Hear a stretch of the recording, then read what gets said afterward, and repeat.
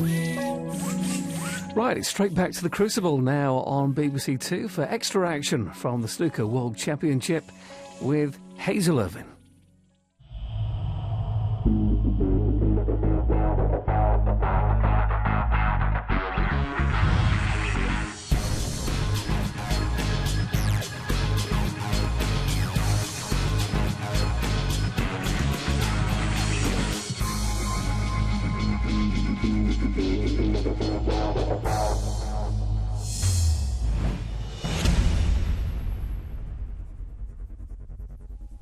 Hello and welcome to Snooker Extra. Today the second round of the Betfred World Snooker Championship began with the current world champion and world number one, Mark Selby, out to break a crucible curse and become the only first-time champion to defend his title. Up against him is the young Scot Anthony McGill, who saw off Stephen Maguire in the first round. It's the best of 25 frames over 3 sessions, and your commentators are Dennis Taylor and Stephen Hendry. Thank you. The first frame, Anthony McGill to break.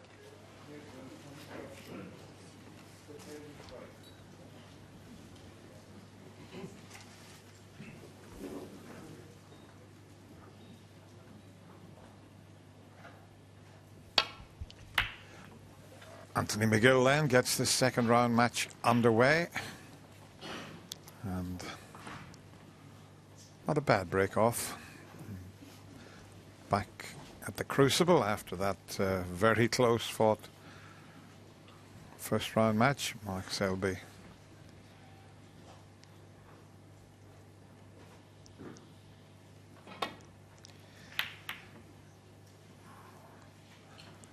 See, Anthony's got the old hair flicked up today. It was down for his first round match, Stephen. Yeah, it suits him like that, I think. Terrific against Stephen Maguire to make a century break after Stephen come right back at him. It was quite amazing.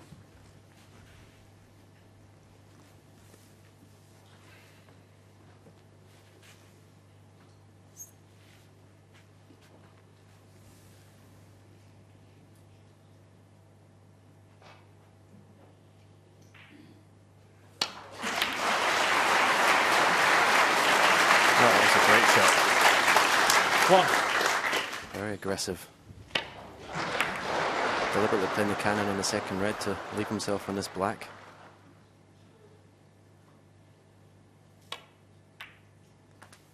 Really looking forward to this match, Dennis. I don't think anything phases Anthony.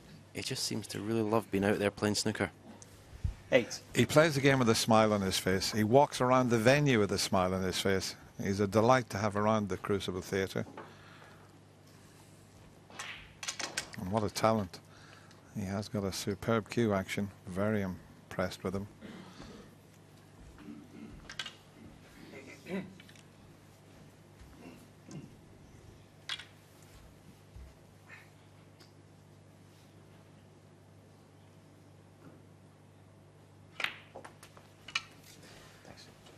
Also looking forward to seeing the reaction from Mark Selby after his first round.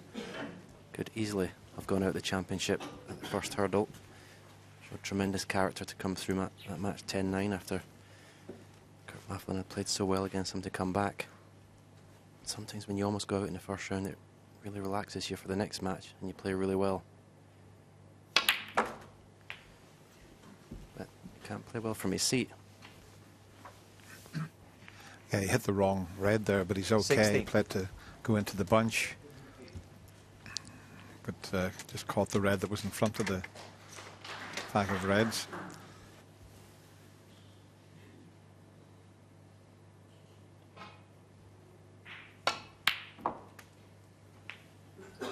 $17.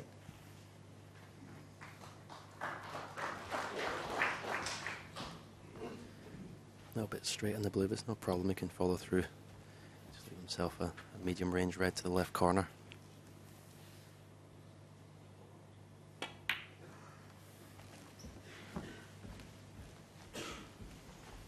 I might just put the cue ball through an extra 2 or 3 inches to leave this 22. bottom of these 2 reds a little bit straighter.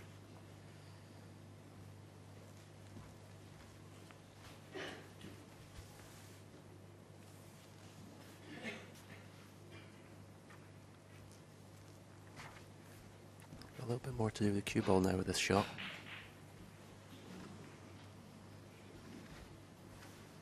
So he's taking a little bit more time. A little bit careless, the shot he played from the blue there.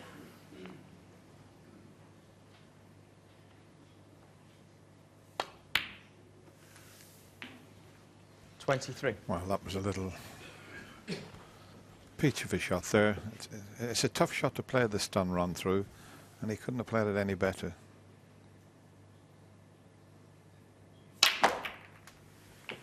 He's just stuck in the reds there. He got a fair bit of action, but it was going to be very difficult with a pack like that.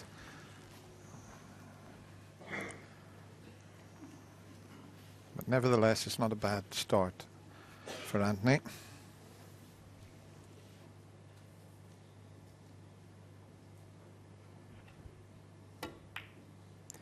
No, it's always nice in any match to put your Third. first long ball. Don't be too happy with the safety shot. That's one thing. It's got to be of the highest standard in this match for Anthony to have a chance. His safety has got to be excellent. Mark Selby's long putting is normally first class.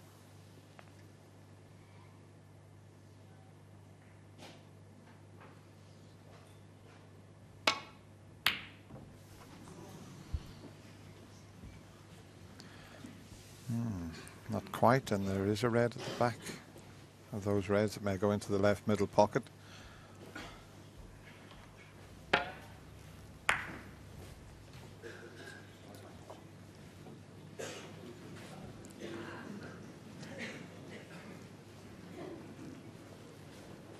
Played each other twice. Mark has won both of them, but the last time they played was in the German Masters. That was this season, and Mark only just won that on a deciding frame, 5-4.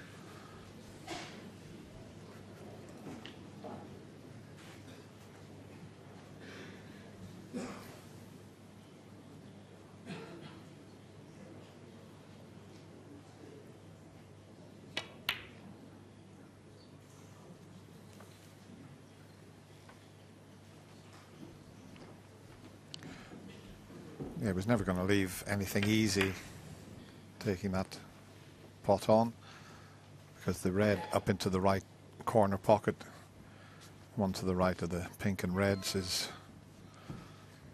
the wrong angle to get back for the black, so can't really take that on.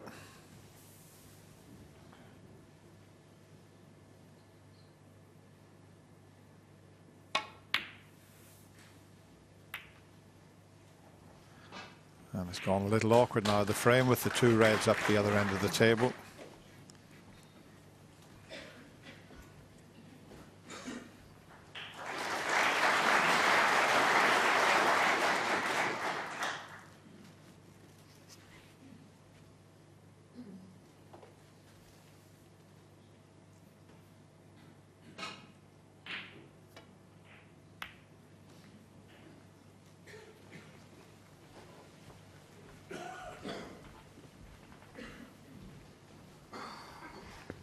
Just going to have a little bit of a stalemate here. And there's no way Anthony would want to re-rack with a 30-point advantage. But there's not a lot available.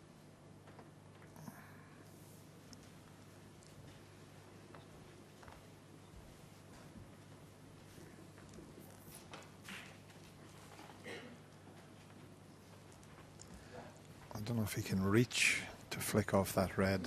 We'd have to bridge over the pink, so we need the spider.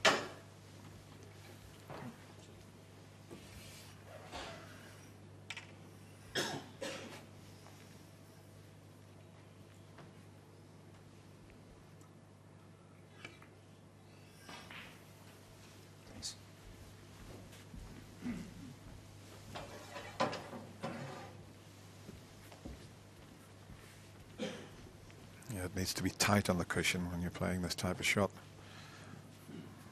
That prevents your opponent from getting any backspin. Mark can get back, as you can see, raising the butt of the cue in the air.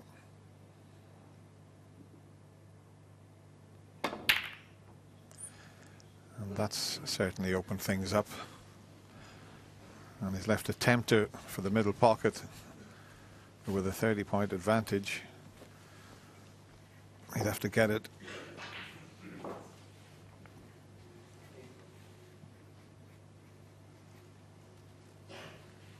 There's one into either middle pocket. He's had a look at both.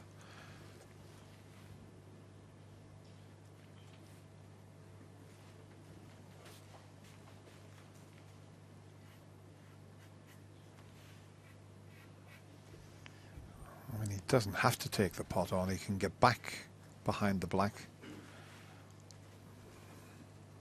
And that's what he's attempting. He doesn't want to bring this red back up the table, though.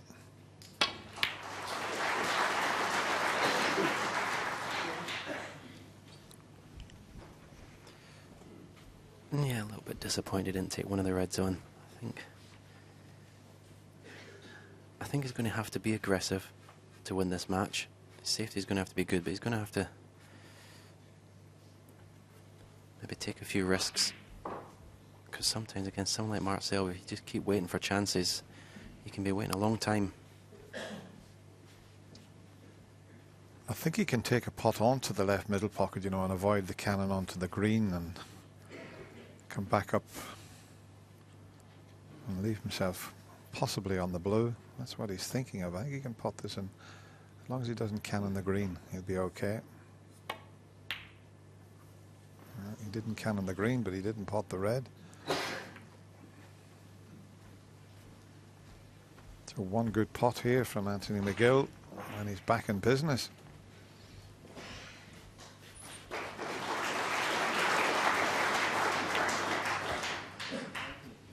It's amazing when the reds are spread everywhere like this. It puts pressure on quite simple pots. You know, if you miss, you're leaving everything on.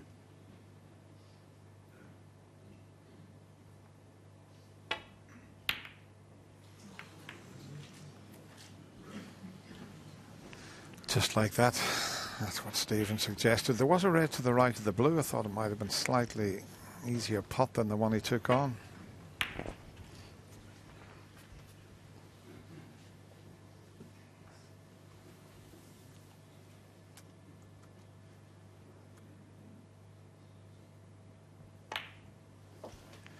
Well, now we've got a chance to see what sort of form Mark Selby brings back to the Crucible.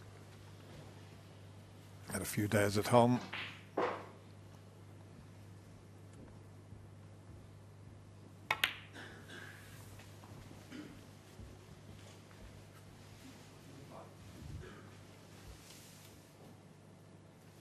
Five.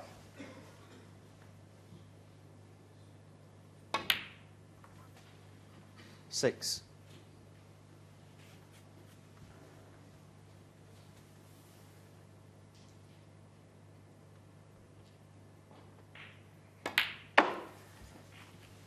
Both tables, Crucible, were recovered last night, so they should be playing beautifully today. 11.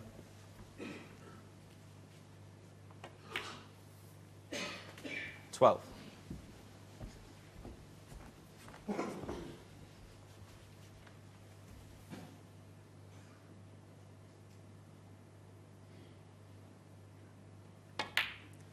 It's always nice in the first round of a match, your first chance. The reds to be like this.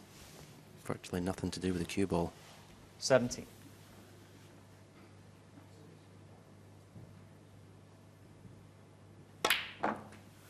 18.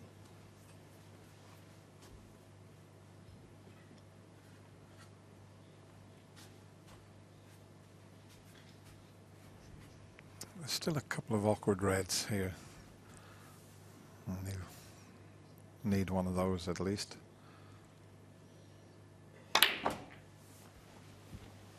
Four fairly comfortable reds available, but then there will be three remaining that are not 25. ideally placed by any means. You have to go in and out of bulk here, or even just play for the yellow.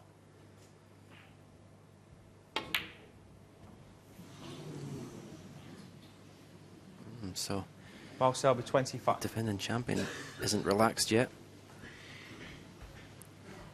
A bit edgy.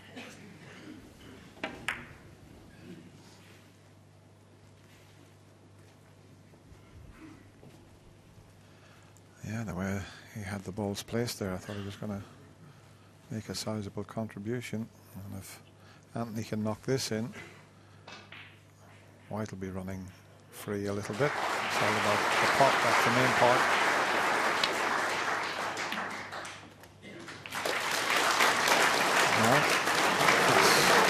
That's brought a smile to his face. As I said, it doesn't take much to make Anthony smile. He's always smiling. He'd rather not have fluked this. It would have been much better if it had stayed over the pocket. But that's a nice little trick shot.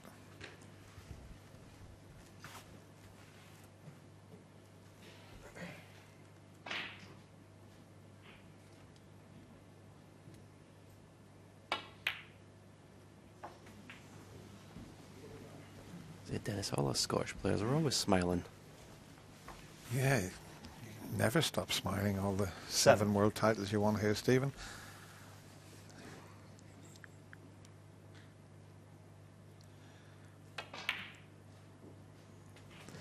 Yeah, you 8. did all your smiling when you were coming out of the bank after the tournament was over.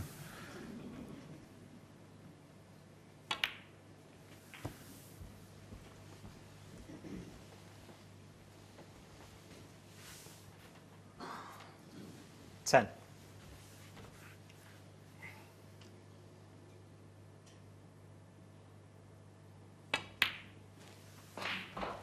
$11. Just let that run away a little bit further than he intended. He wanted to be straighter on this black, just to be able to hold for that red to the middle pocket, but from that angle, not able to do that. So got to be a wee bit careful here.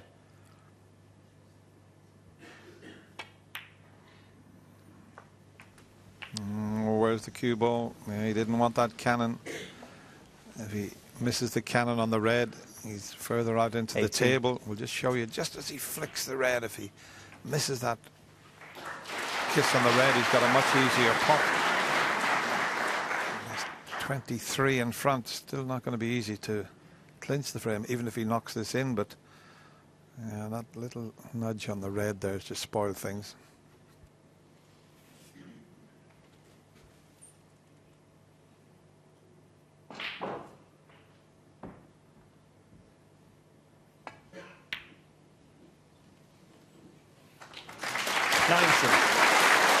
Yeah, that was a much better pot than it looked.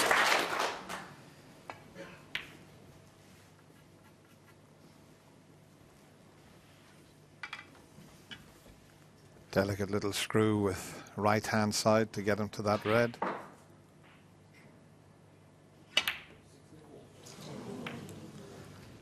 He put everything into the cannon. Anthony He's McGill. knocked the red 90. past the middle, so just took his eye off the pot there. Well, it wasn't all that easy, but he was concentrating more on the cannon.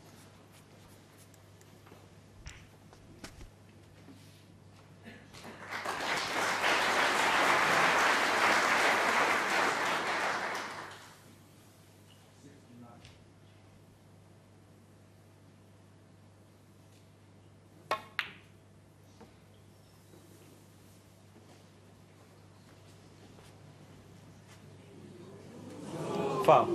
Anthony McGill 4. Well, that's handed the frame on a plate to Anthony. Very unlike Mark Selby to misjudge a shot like that. Bit unlucky for it to drop in the pocket, but it's a nice bonus for Anthony.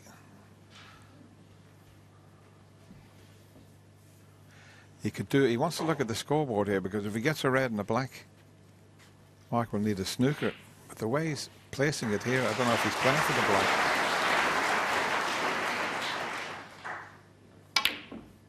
Yeah, of course he was. He knew exactly what the score was.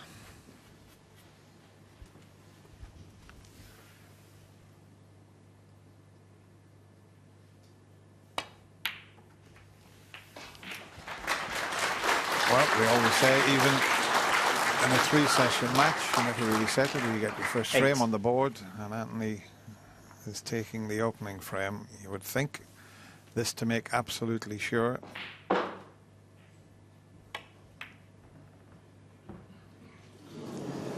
Well, Anthony McGill, 8. not quite safe just yet.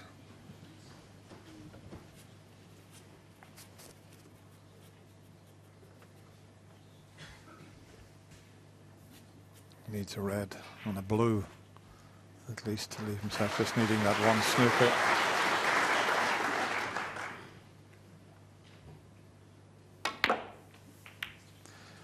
And that 1. now means he's going to need 2 snookers.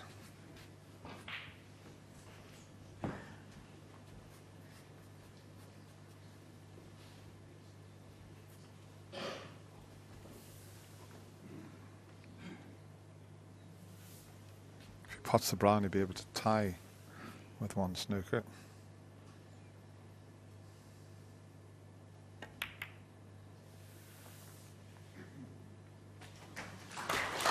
And he's pretty good at getting snookers, that's for sure. There's the difference, 31 with 27 remaining. 5. So 1 snooker to tie, 2 snookers to win.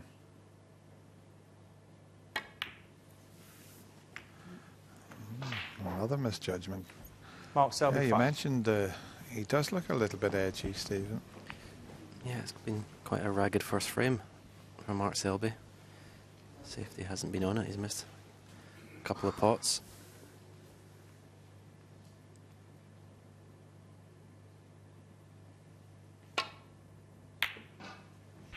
This is going to be close. It's going to be very close. He played this. But look where the white is. And then he didn't play it. No, I was going to say, I think he played the snooker. Just has to be careful here. He doesn't leave a free ball. That's why he's playing the swerve, because if he does miss the green, the cue ball will be coming to the left-hand side of the table.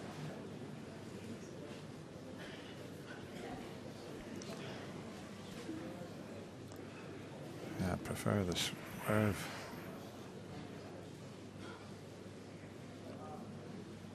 This looks a bit too wide. He might hit the blue here. He played it with side. Foul. Anthony McGill, 2. Mark Selby, 4. He could have easily slipped behind that brown there.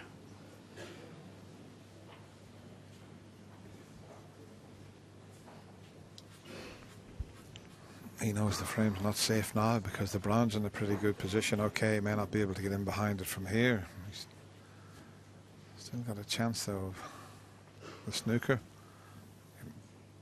Possibly get in behind the black. Can't just screw it in behind the blue because the green would go back up the other end of the table.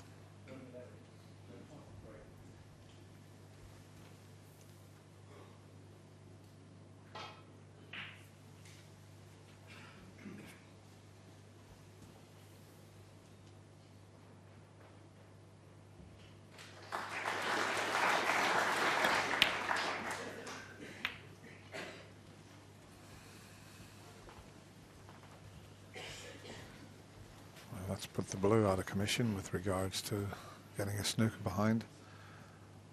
And he's tucked up in the cushion, but he'd like to see this green disappear.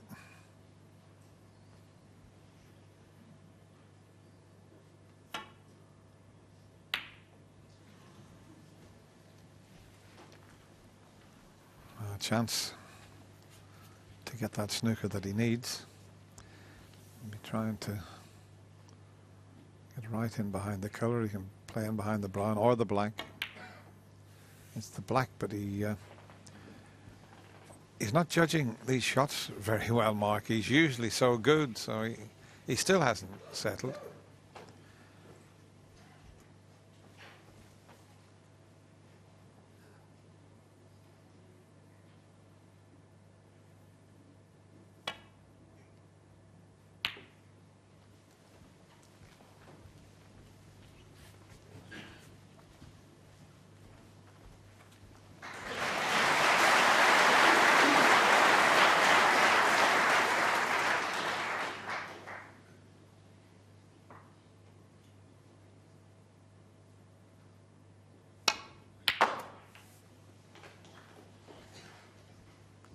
3.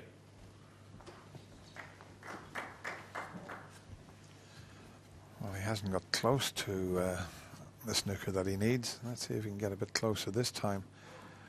If he plays thin off the brown, he'd have to be careful he doesn't cannon into the pink on the way across the table to try and get in behind the black. He might just try it off one cushion to get behind that black. He's tried the thin one. Has he missed the pink? He has, but he hasn't hit it hard enough. Mark Selby 3.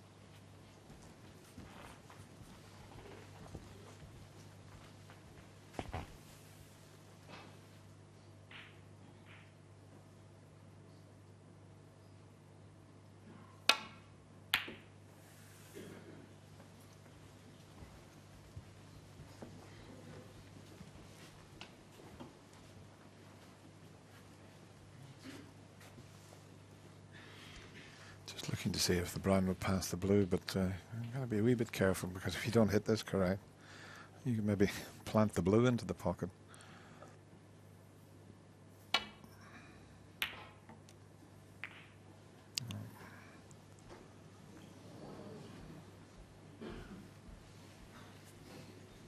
That blue's just slightly better now, not to get behind from this shot. Sometimes when you need that one snooker, you've just got to concentrate and keep the object ball safe and wait until you get a chance.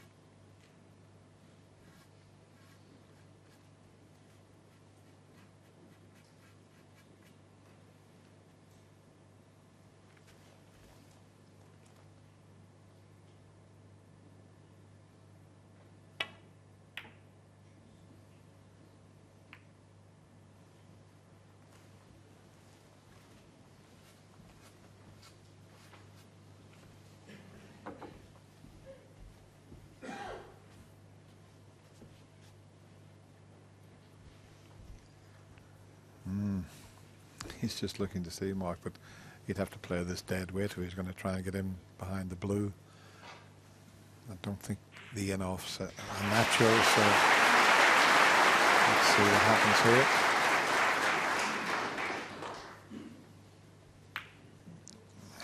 It wasn't a bad effort. Anthony will try and just roll this brown in or over the left corner pocket.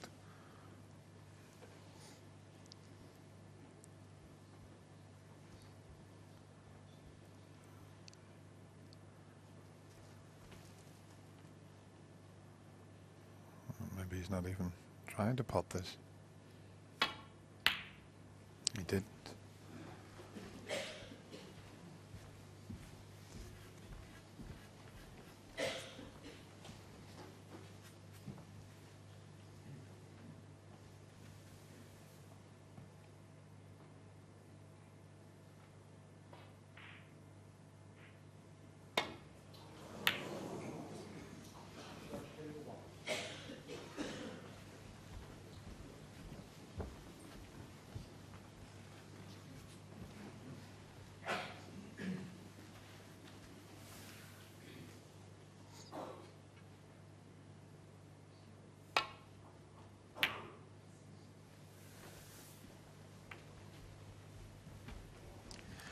Well, that double kiss has given Mark a chance to screw in behind the pink now. And if he gets tight in behind that pink, it's going to be a tough one to escape from. So that was a careless little double kiss that he had there.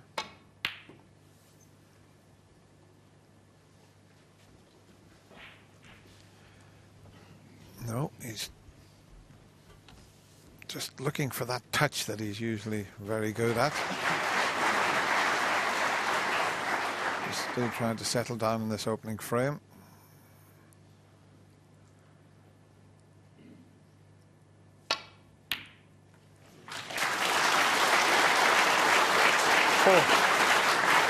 Good pot that.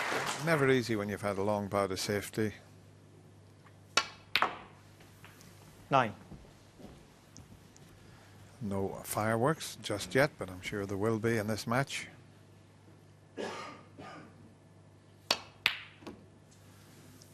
Mark will stay in his seat, even if the white goes in. Foul. Mark Selby 6. Anthony McGill 9. Yes, he signals to First the frame, referee.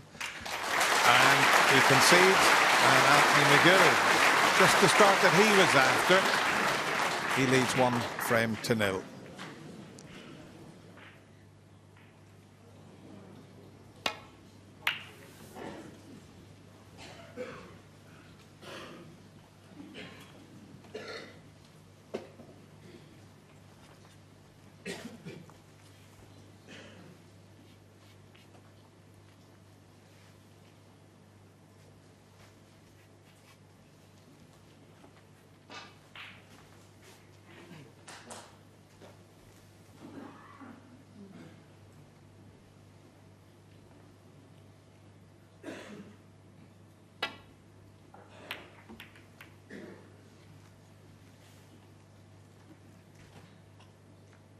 Oh, look where this is finishing.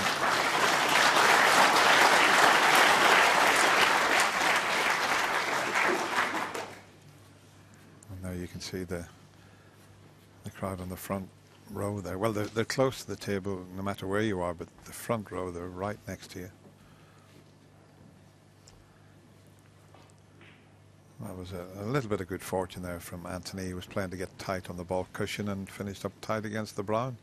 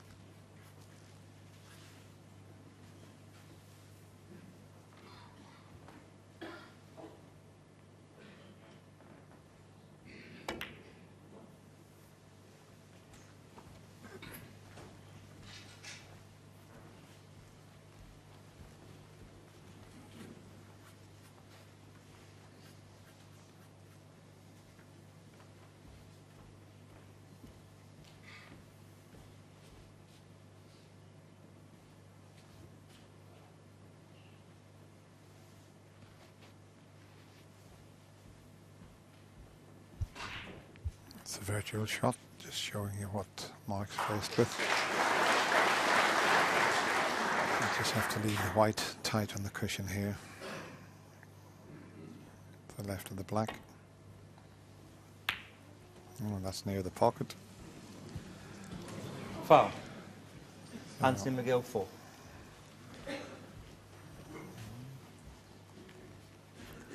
Just hit the red much thicker than he intended.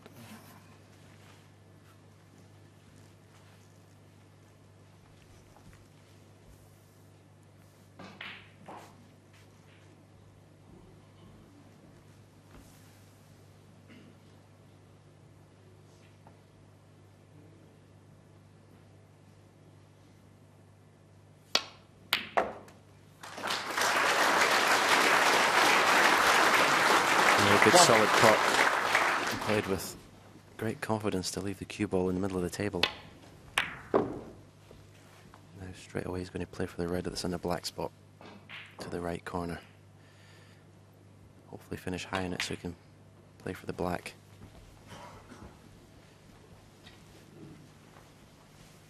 May just not have travelled far enough to be able to play for the black. So we're playing this screw shot with lots of right hand side. Go back up for the blue. Blue into the left centre.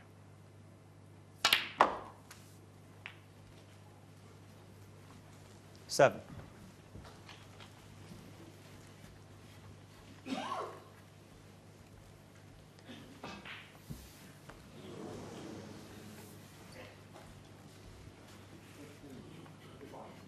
He can play as he was lying out there, lever the red to left corner. He can also follow through of 3 cushions here. I think that's the shot he'll play. No, he's chose to place for the single red. So again, make sure he finishes high on the blue. If he does get a nice angle, he'll have an option to go into the pink and smash the pack open.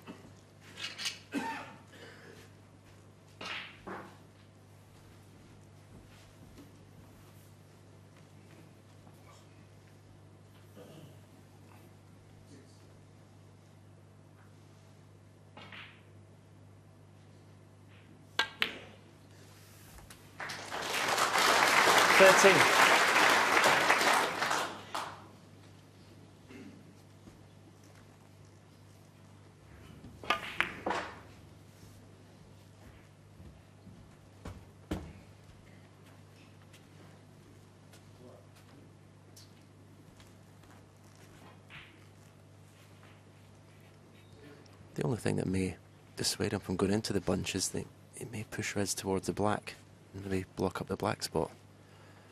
But I think the angle is so good, they may have to do it.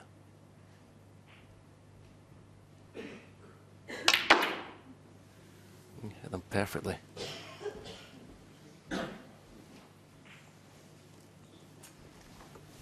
He's a bit unlucky as Anthony gives us a big smile, but 80.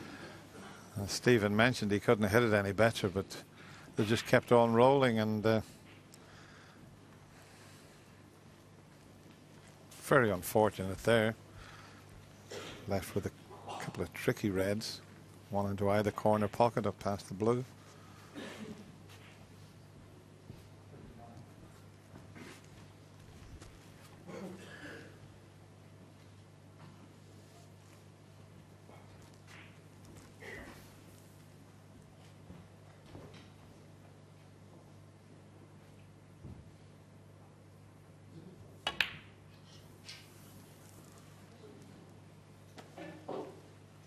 Anthony McGill. 80. Wasn't easy, he was hampered. Q and missed it by a long way. A little bit unfortunate. The break ended there.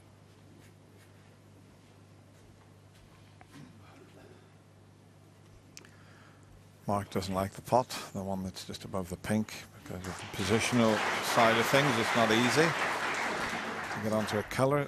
That's why he's playing the safety shot. Just going to play his way in just to settle down. It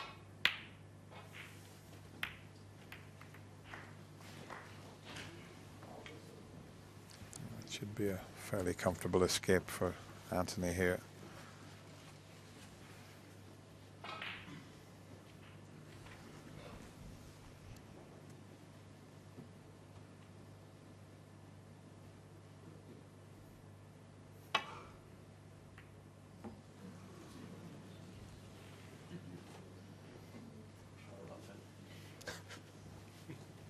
I'm not sure what Mark said to him, but they both had a little smile about it. It was a thin one. He probably said something like, "You're a little thin ball wizard."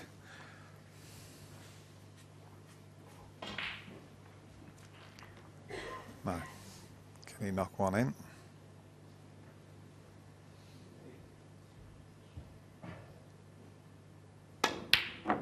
No, no.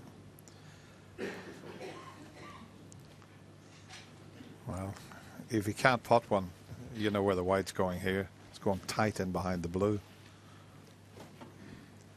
Because with the reds open like this, if he can put this white tight on the blue, it wouldn't be all that easy for Mark to leave things safe if he does hit a red.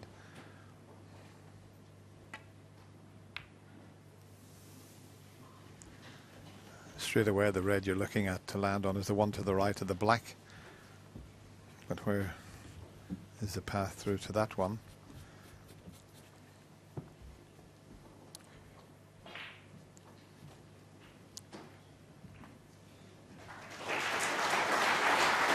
He could get to that red, but I don't know if the green's in the way. He might have to play it with a little trace aside. I'm not sure if it's a natural angle.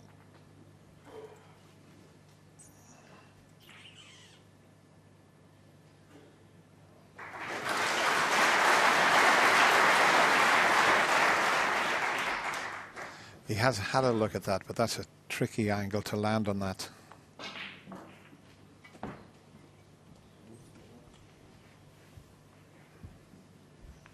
No wonder he's scratching his head. This will test his escaping from Snooker's skill.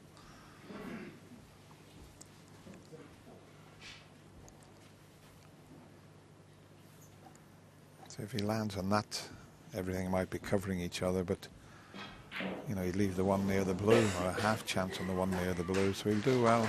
I don't know if he can get enough side on this. He's playing with lots of left hand side.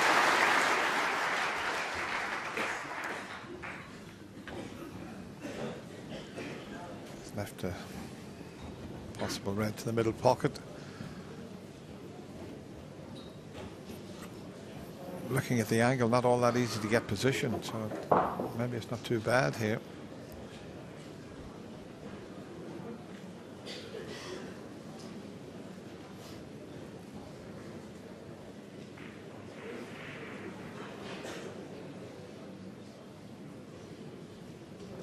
See, the one on the pink spot, he can pot it, but he can't get onto a colour, so.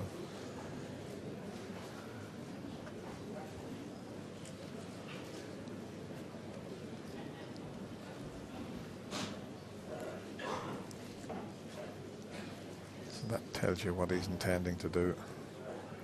A little thin snick to leave the white somewhere near the cue there.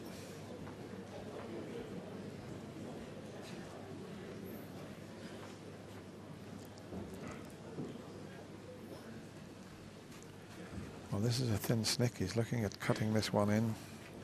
The one that's closest to the blue. Very thin. Cut this. Change of plan.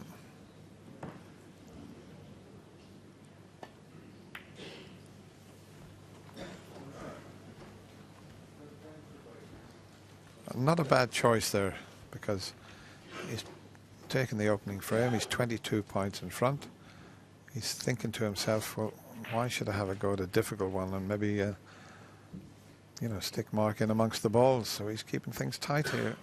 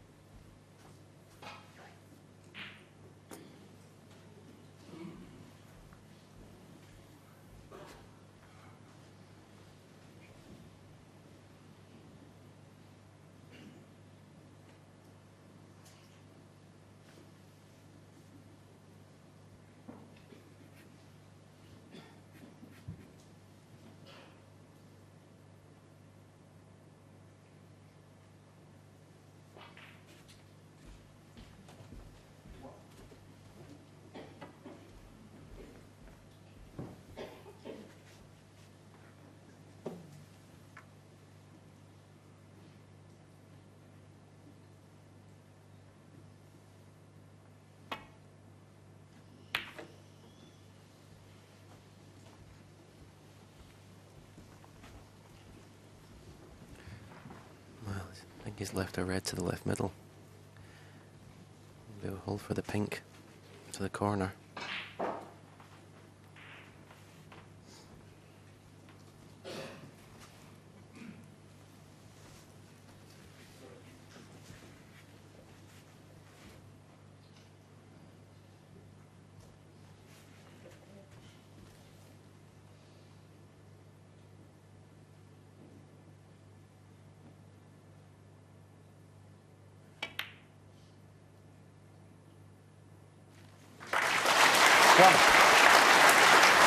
nicely played. Just played at a lovely pace.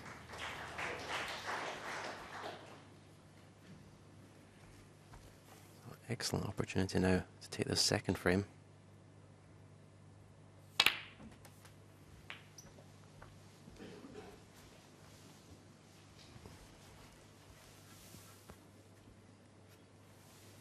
Seven.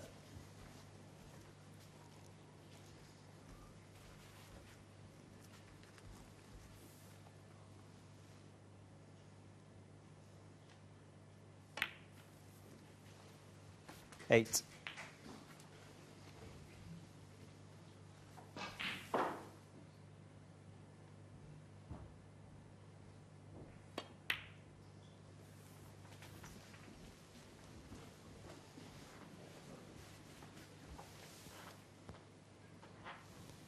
14.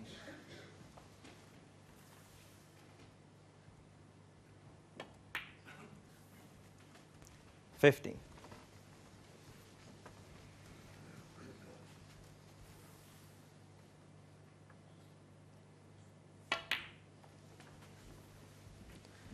'So he would be disappointed if he didn't win the frame from here. Enough reds in the open 20. to make this frame safe. 21.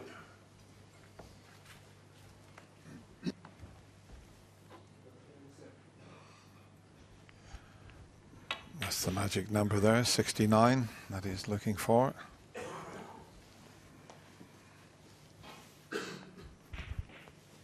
26.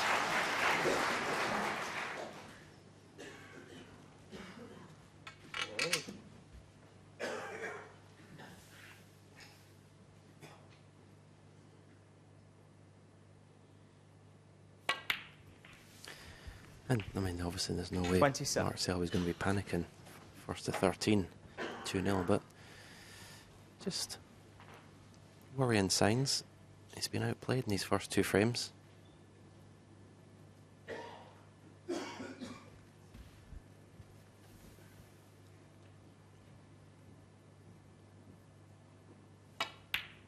matter who you are, Dennis, you don't want to be going 2-0 down. But the thing about Andy McGill, Stephen, you get the sense, you know, that he's out there. You think he's been around for years playing at the 33. Crucible. This is his first time playing at the Crucible. And he's so relaxed. Yeah, I think that's one of his best assets, and nothing seems to faze him at all. He's very composed out there. And he's just we're starting to see him more regularly in the TV stages of big tournaments, so it's taken him 2 or 3 years to maybe get used to it. But he's just going to get better and better, I feel, especially with experiences like this. 40.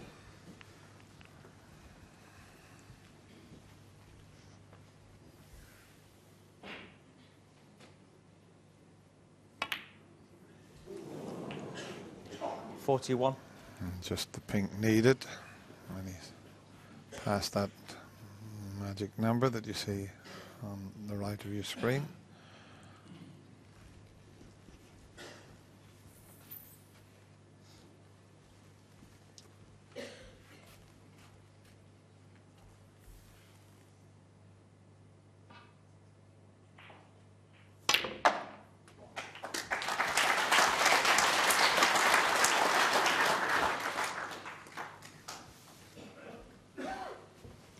$47.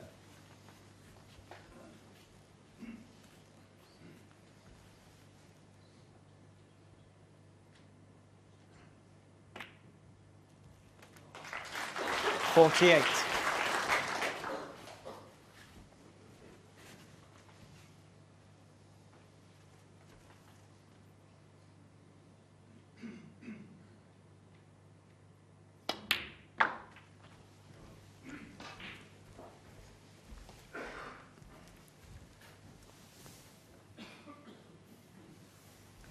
54.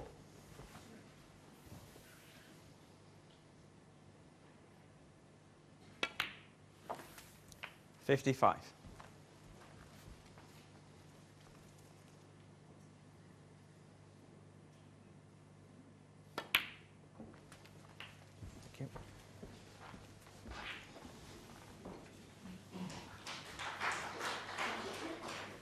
62.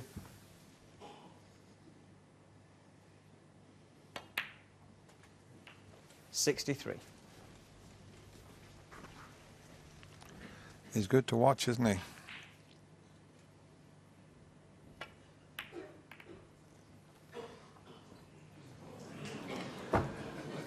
Anthony McGill, 63. He stamped his foot on the floor to help the black into the pocket, which would have been a foul. But what a start for this young ginger-haired magician from Glasgow. 2-0 against the defending champion.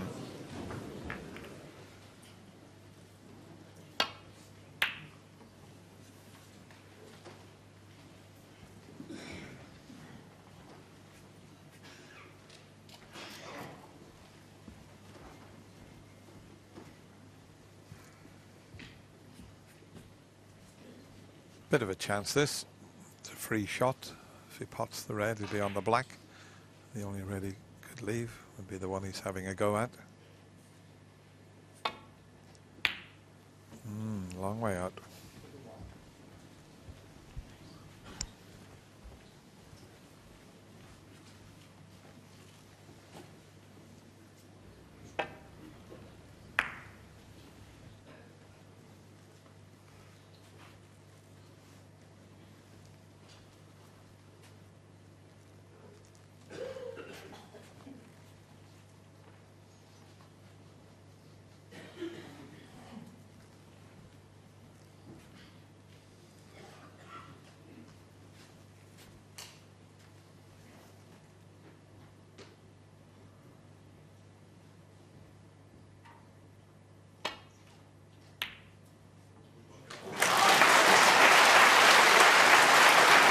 No, that was a little shot. Played as a shot to nothing. I don't think the two reds above the black are plant to the right corner, so this was the only red he could leave. But still, it was lovely cueing and played at such a pace to be on the black.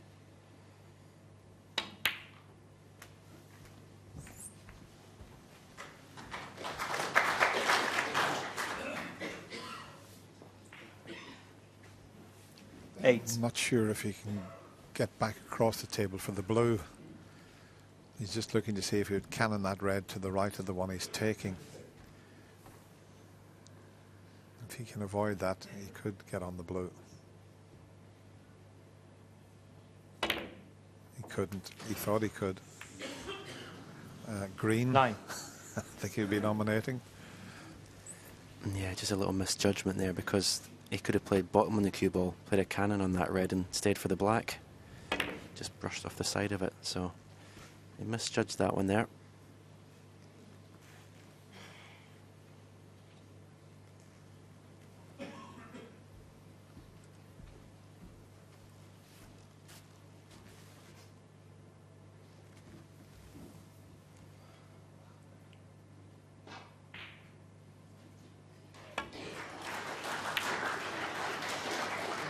Anthony McGill, 9.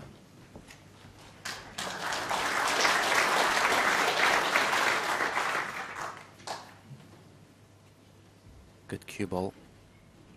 Jammed up against that ball cushion.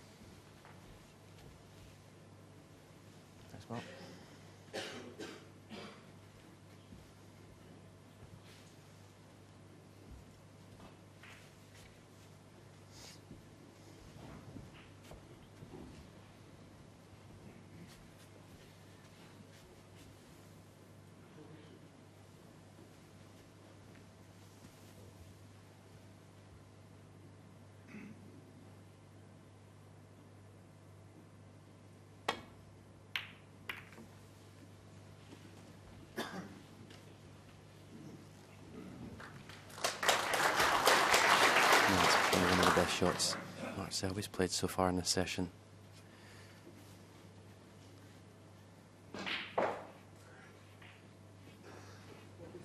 Never easy to judge the pace of those safeties when you're hitting the side cushion first before the top cushion.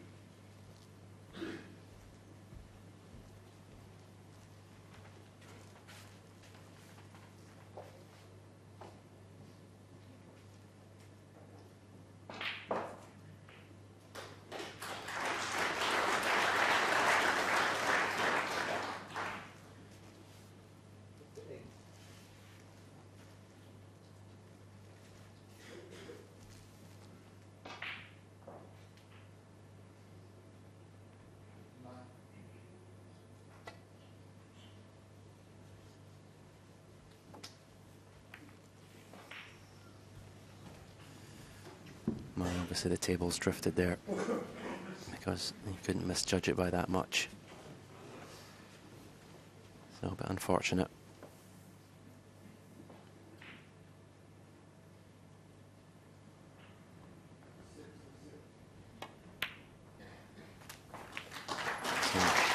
One.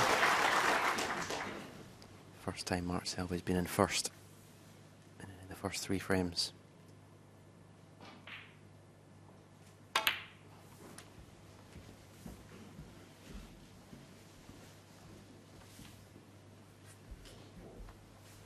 Eight.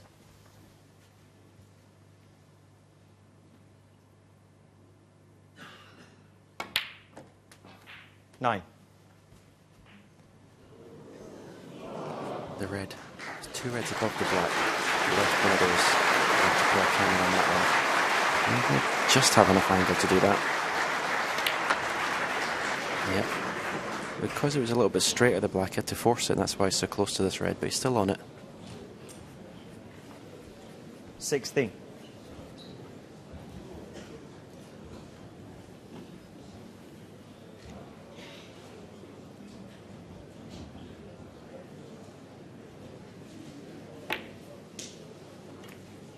$70.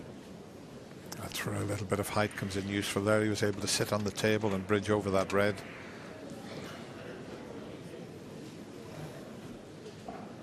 Well over 6 feet tall mark, about 6'2", something like that.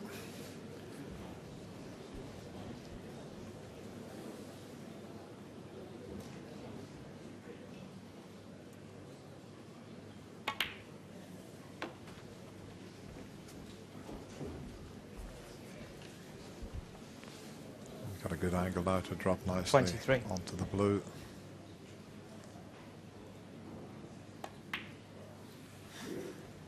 And straight into 24. the red. On that in turn, he's just got to make sure he's not planting a red into the left corner. Just have a look round. That's what he's coming around to look at, to make sure there's no possible plants. One wouldn't go in off the other. And that will determine how hard he hits the blue. Yeah, I think he's got to hit the right-hand side of the pack. The red that's away from the bunch will stop the cue ball travelling towards the black cushion. That's what he's done. Perfect. Excellent shot. Just doesn't want to be straight on this red. 29.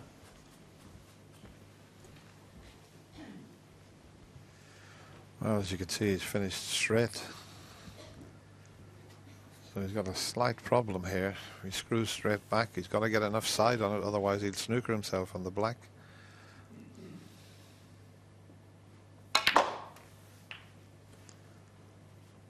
And he's played that 30. perfectly. Played that with loads of right-hand side. It's what we call the reverse side. He hits it right-hand side, and then as it hits the cushion, it spins off to the left. Couldn't have played that any better.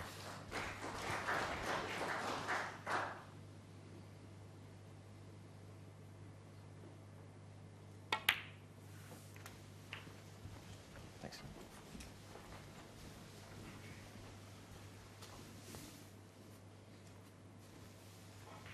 37.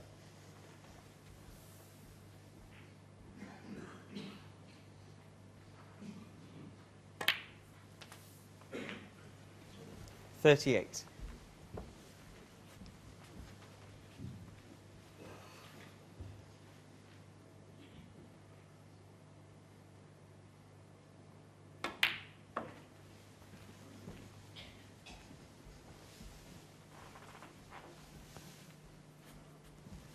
$43.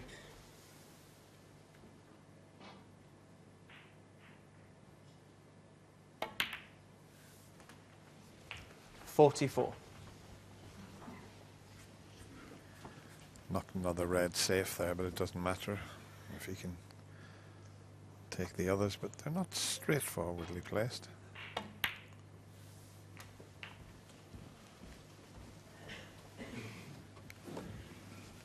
Come up a little bit short. 51. There's a little triangle of reds there. They're all blocking each other, so.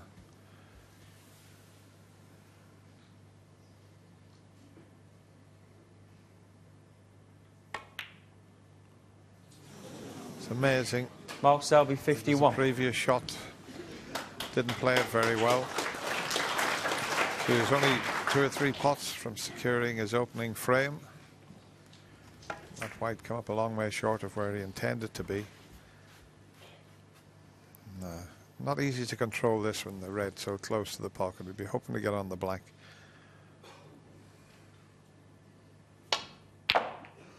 Couldn't have played that any better. And it's all about the cannon now.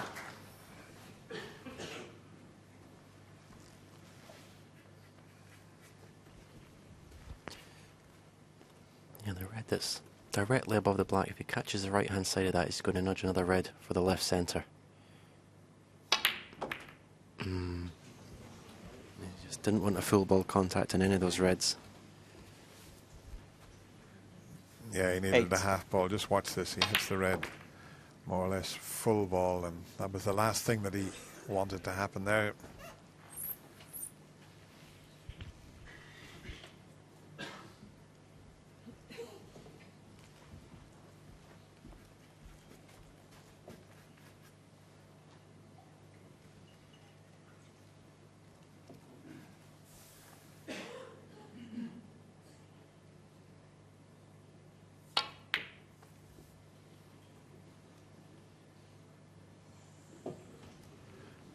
What's he done here? Anthony McGill, 8. And there is a path through to the red that's over the pocket, as you can clearly see there, but it was the cannon that spoiled everything for Anthony. He knew he had a chance, but he's let that slip.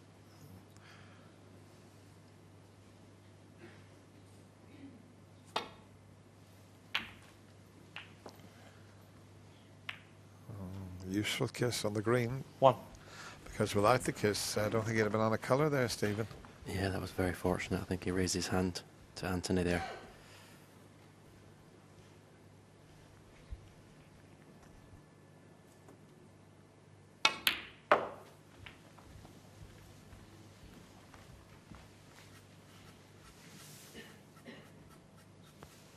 $5.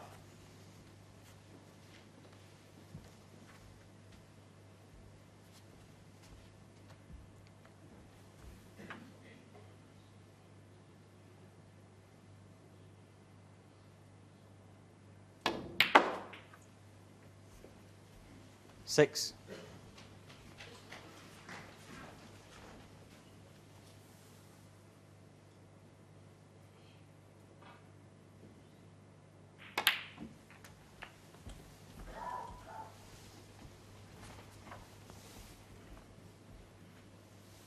$13.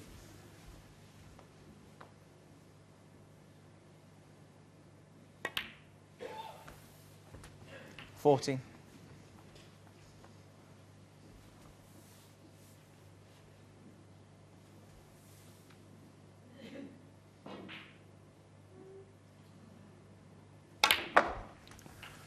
Frame long gone.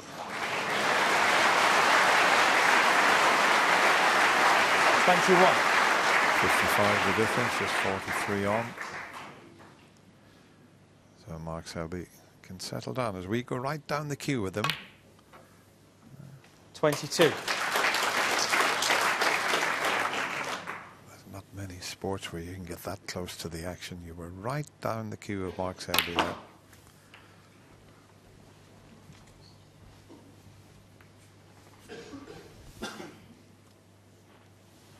29.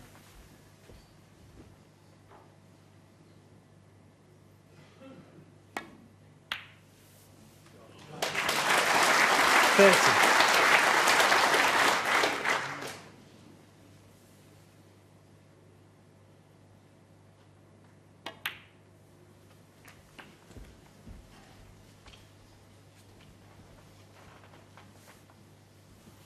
37. 39. Nice shot there, run inside, top right hand side to bring the cue ball around the angles for the green. Okay. 42.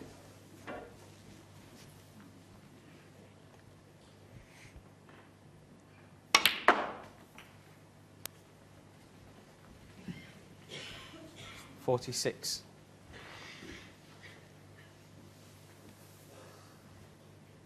'Exhibition shot here, lots of right hand side. 46. And the Well, frame. that's a lot better from Mark Selby. Took a couple of chances, but he's got his first frame on the board. Trails Anthony McGill 2 frames to 1.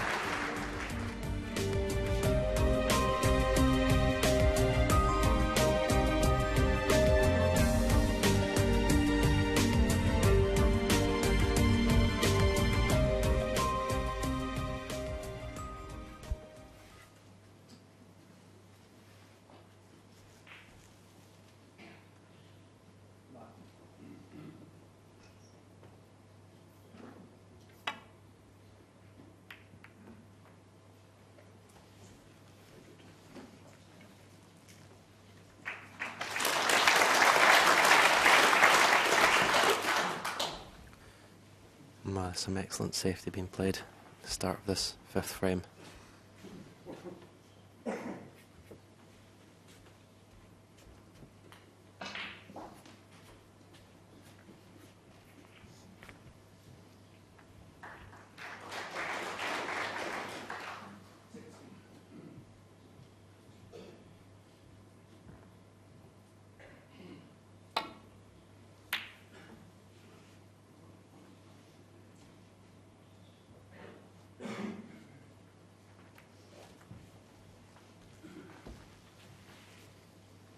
This time not such a good safety, and can Anthony pot this red next to the blue to the right corner and play for the black? It looks like if he leaves the cue ball towards the left cushion, that's the only red he can leave when he's playing.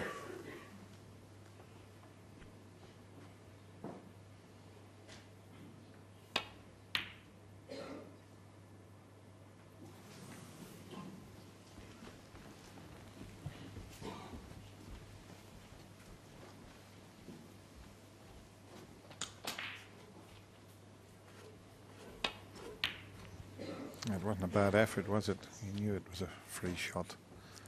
He was never going to leave anything easy, although Mark did have a look at a very thin snick back into the corner, but just a safety shot down past the blue and green.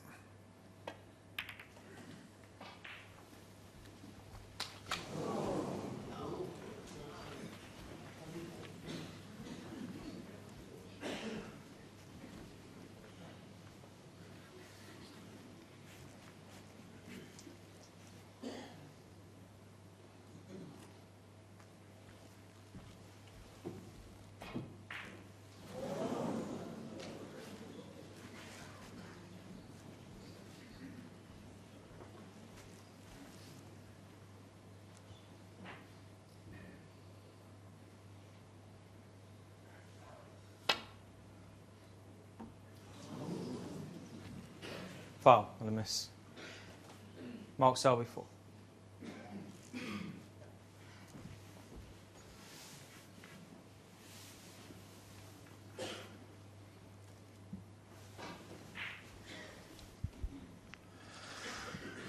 Local boy refereeing here. Well, he would like me to call him a local boy. It's a local man, Brendan Moore from Sheffield.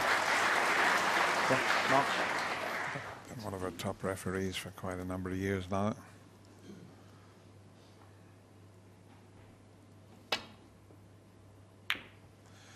Well, that's careless. He'd been better off missing it again rather than hitting it thick.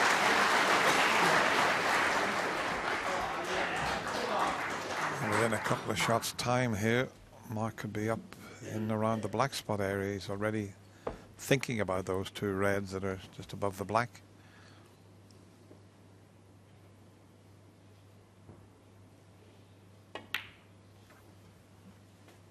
One. He's got the perfect angle to go into the reds if he wants, but he had a look at those two near the black. And that's what he's played on.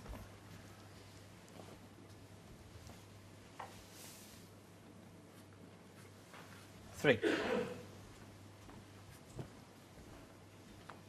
Because he can clear this black spot area with a couple of shots here.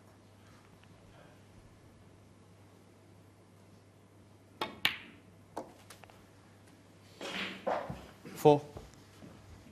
Yeah, that's perfect. He can play for the red now that's closest to the black.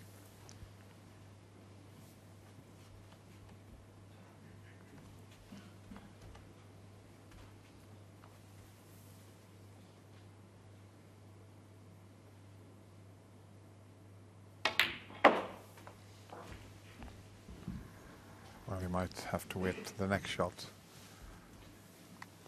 9.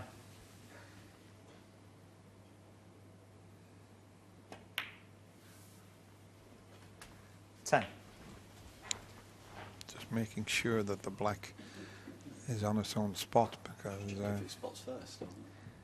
he can't he can't ask the referee. He's not sure if it's on the spot or not, and the referee can't help, and that's why he's smiling. Sometimes it's not easy. It's a little. I'll tell you after. He said, "I'll tell you after where the spot is."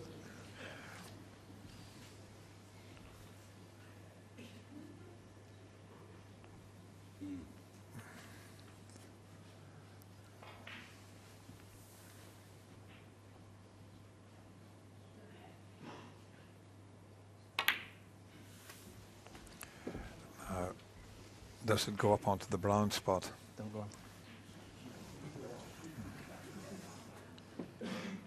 No, that's the ball marker. No, there's no way. Is there room for that?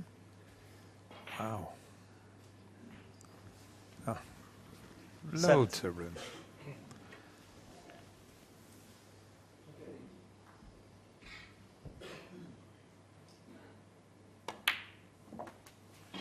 $80.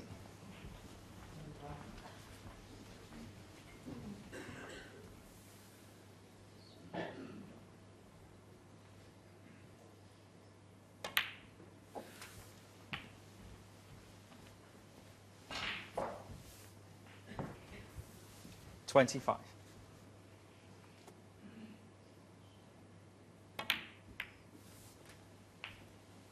$26.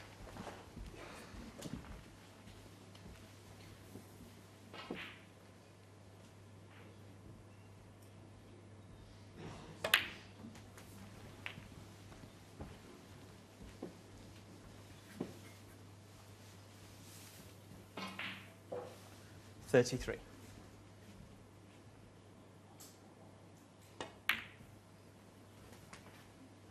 $34. Seems to be growing stronger with each shot here, Mark Selby. A little bit of a shaky start in the opening couple of frames.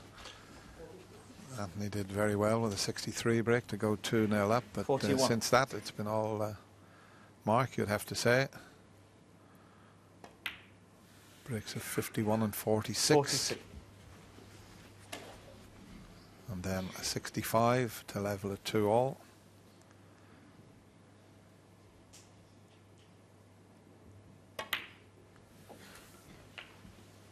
And well on his way here to the 5th frame, which will give him 49. 3 in a row.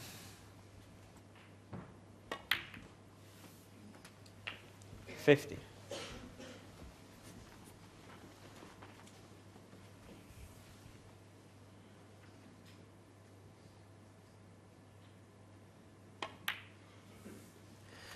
Yeah, this has been much more like it in this break. Excellent control of the cue ball. 57. So I might be surprised if he doesn't go on to make the first century of the match. 58. He's just, and saying that, he's had control of the cue ball, he's just played a really careless shot. He's finished 2 straight in the black. Just off straight the wrong way, so well, he can screw off the side cushion for a red to the left centre. He's lots of left hand side. Well, he's playing the follow through of 2 cushions. Well, in the end, it was a pretty comfortable shot. 65.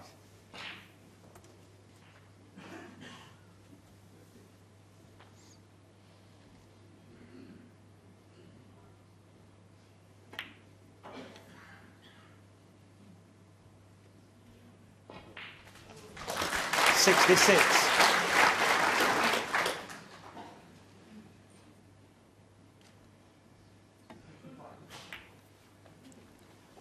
We've had 21 centuries so far this year's Betfred World Championship. Day 6, Mark at 2, 71. and his opening match against Gert Mafflin. 72.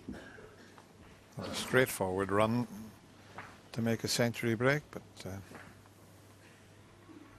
is every chance.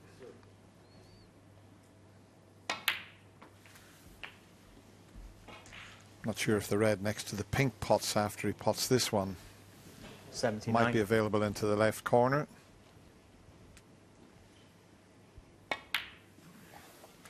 $80. Well, the way he's played that tells me that that red is available next to the pink.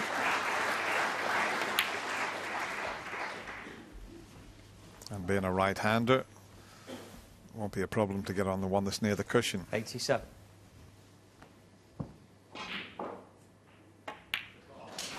Oh, he's missed it. Mark It Selby, was close to hitting the 87. pink there. It was pretty tight, so no century break. But that's more like it from the defending champion. That magnificent break of 87 takes him into a 3-2 lead. It's 3 in a row for Mark Selby.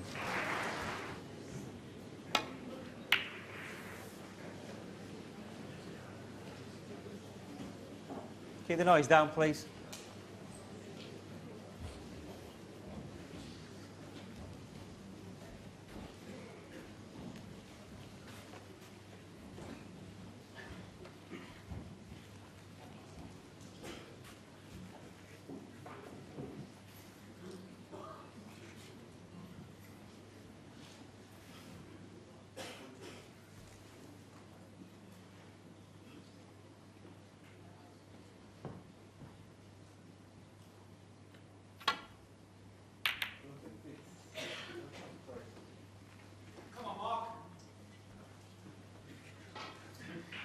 Don't call out like that, please. There is another game on as well.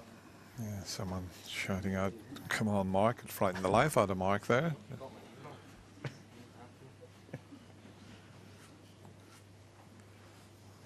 He's still smiling as Anthony. He's lost 3 frames in a row, and he's still got that lovely Glaswegian smile.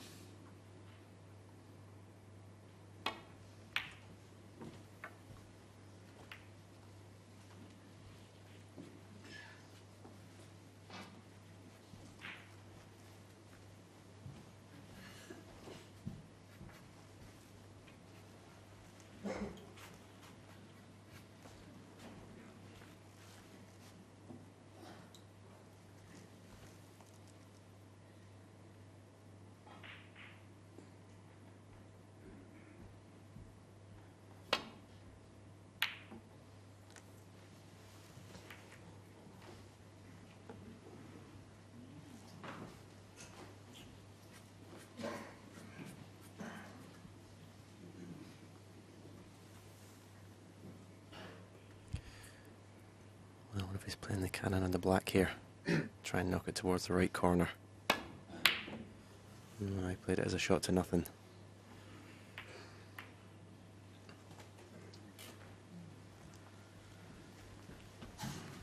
What a difference that makes. He held his hand up there because without cannoning into the brown, that red would have been on for the middle pocket. He's got away with that. Plays a big part in the game of snooker. You know, if you take a chance and you miss a pot and you have a little bit of good fortune, it runs safe. It doesn't have help, that's for sure.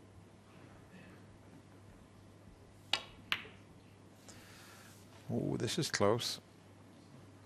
But, I mean, to play it like that. I think he just underhit that.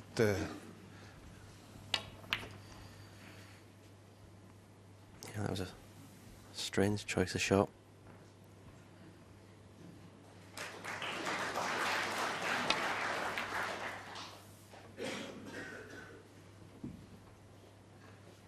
One.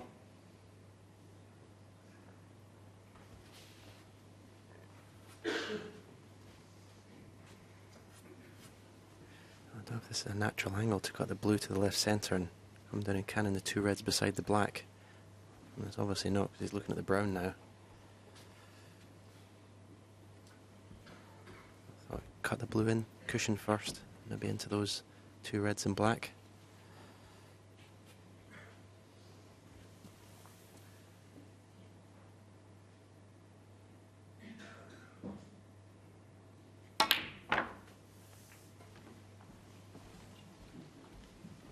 Might have been better off with your choice, Stephen. 5. Thought he could cannon into them from the brown, but because he hit it with a lot of pace, it just widened the angle slightly.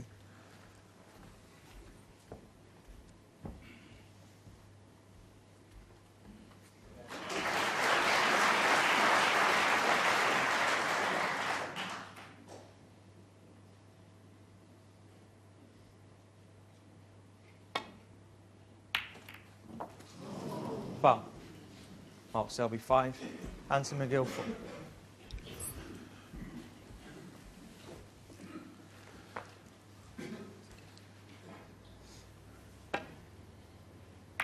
Yeah, he needed a much thinner contact than that. Now this is a little test of your cue action here. He can get onto the blue if he pots this. But he hasn't potted a ball for about 33 minutes.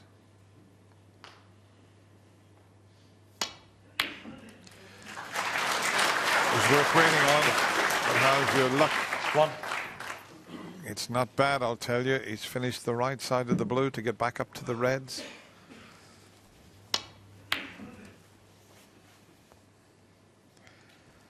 But it's still pretty awkward here. Those reds surrounding the black and the pink out of the game. He's a little bit close to the blue, so maybe he'll take the green to get back up, or the brown. He's got a choice. He's looked at both of them.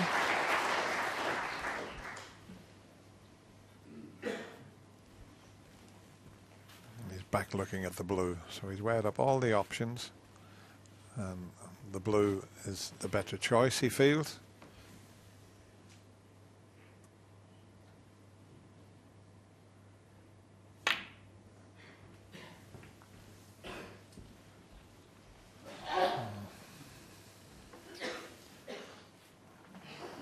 I think he'd 6. dearly like to have another go at that shot.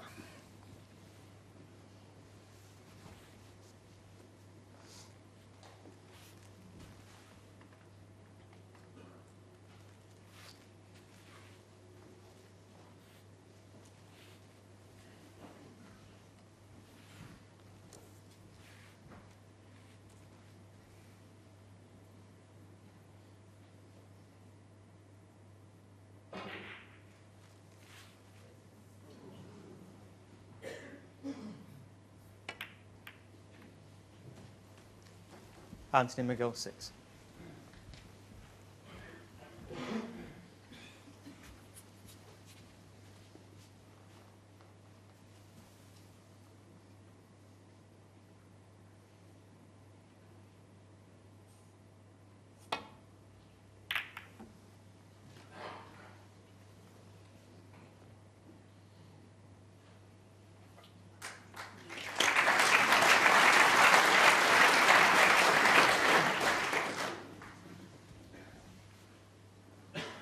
he can get enough side on this to just miss the middle pocket and land on those two reds. A little triangular reds is near the black spot. I think he might, well, maybe not. He's just going into the ones behind the pink.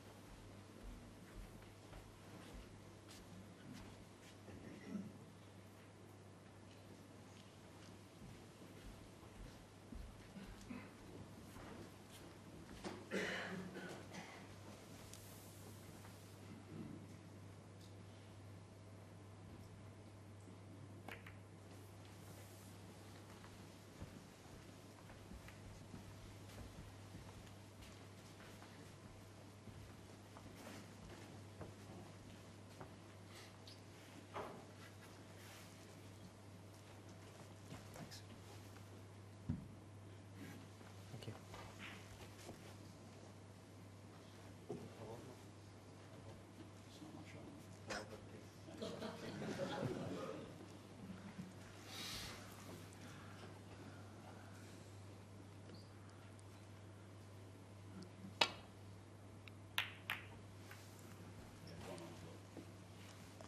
Well, they are having a little bit of communication between each other.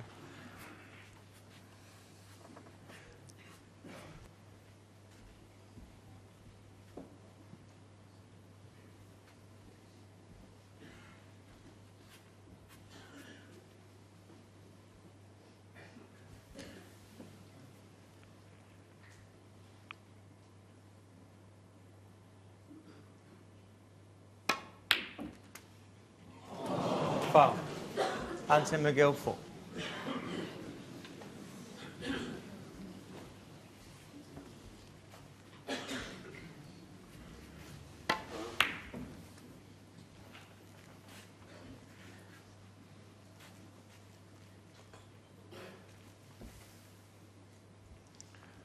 Wow, what a shot this could be.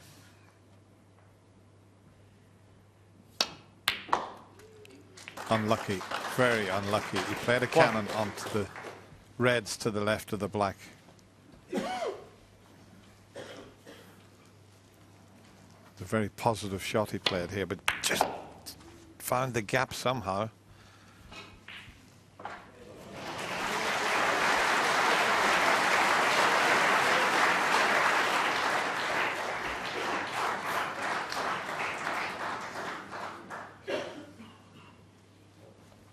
Yellow ball.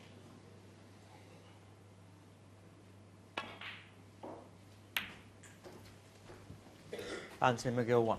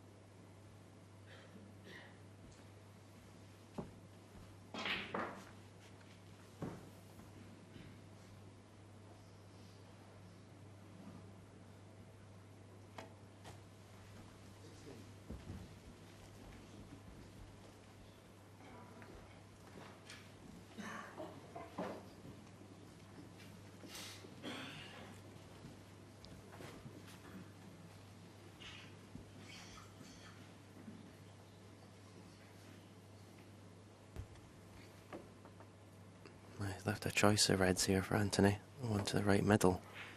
That looks, obviously can easily get on the black from that one.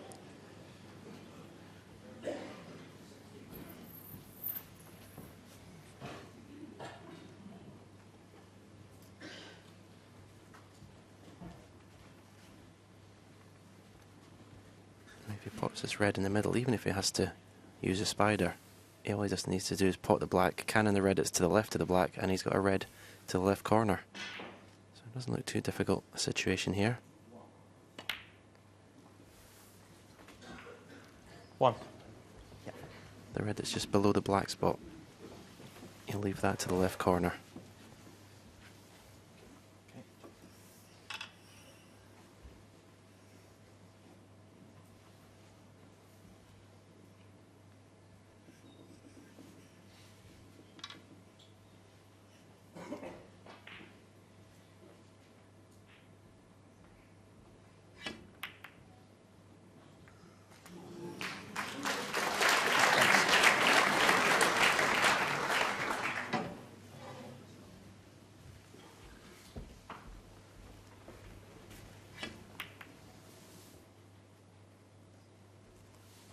Eight.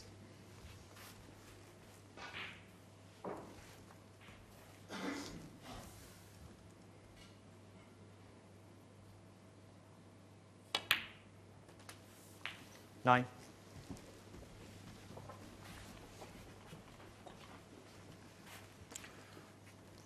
Going to be a little bit careful here if he plays the cannon. I decided not to. Don't blame him, because that could have gone wrong. I mean, those two reds, one of them's available into the 60. left corner, so if you can avoid having to play a little cannon, it's much better.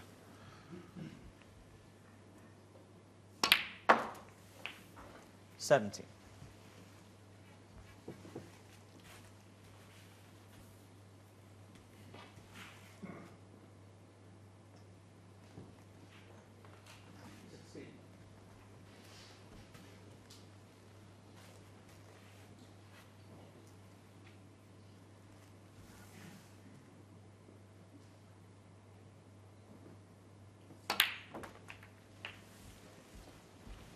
Well, this time he did play the little cannon, and he played it very well indeed. Was he 34 in front? 24.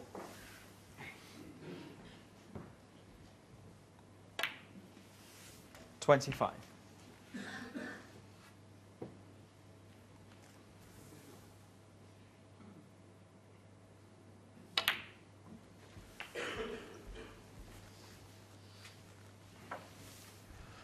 Not sure if that red, the two 32. from the pink, is available into the pocket that he's potting this one. 33. I think this one that's near the cushion is too tight on the cushion, and the other one, I think it's available.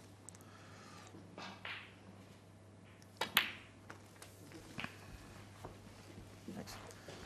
And then we'll find out after the next shot as to whether that red I mentioned, two from the pink, 40. goes.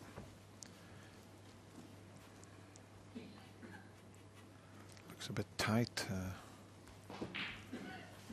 That's what he's thinking about now. He's having a look to see if... I don't think it will go. That's why he's just contemplating where to put the cue ball so that he can then play cannon.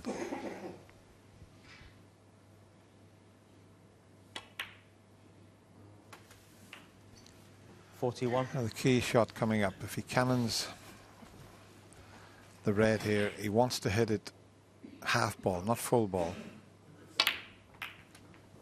And he hit it a little bit fuller than he intended. Let's watch this. 48. Yeah, 3/4 ball instead of half ball. It'll still cut back in though. And he's got a 58-point advantage.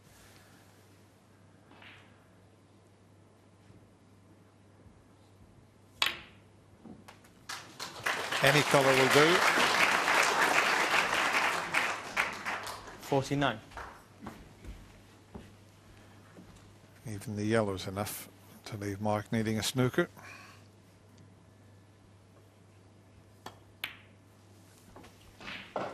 So a good response. He badly needed this frame because he'd lost 3 in a row and he didn't want Mark Selby 51. to get on a run.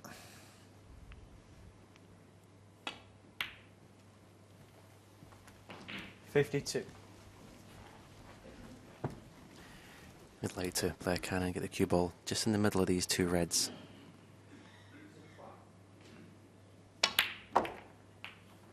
Just missed getting exactly in the middle. Still got a pot to the left corner. This will be a good shot because the black 59. doesn't pot to the right corner now.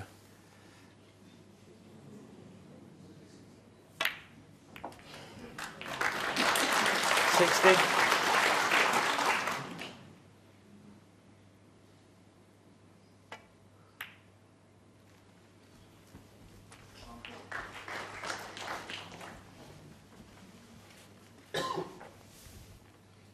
Hmm. 67.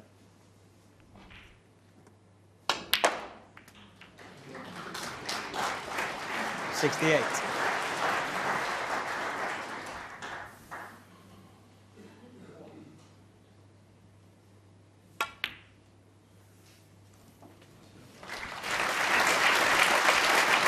That's a terrific pink, and it gives him a possible chance of a century, but this is a 74. tricky red down the cushion.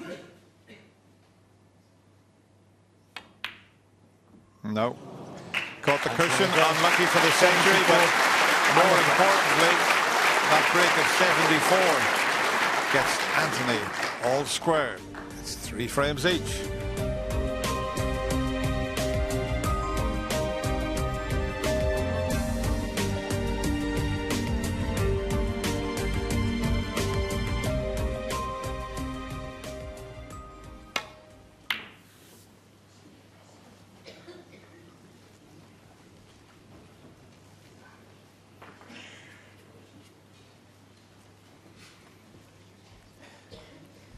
Left the red to the right corner. And follow the cue ball through for the black. Hopefully the only red, should he miss it, will be the one he's playing.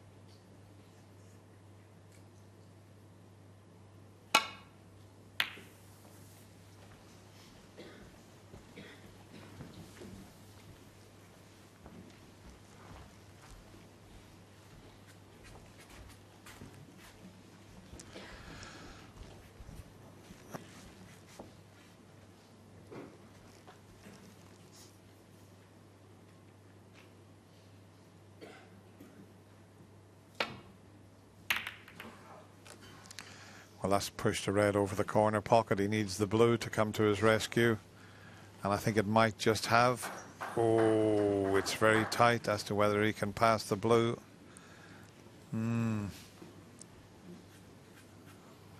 Might have to bend that slightly.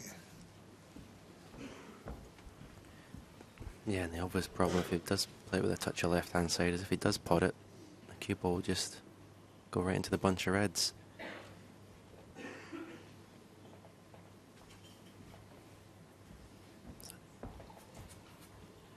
I don't know if he can get to the bottom of the cue ball to steer the cue ball around the back of the pack. He is digging down a little bit.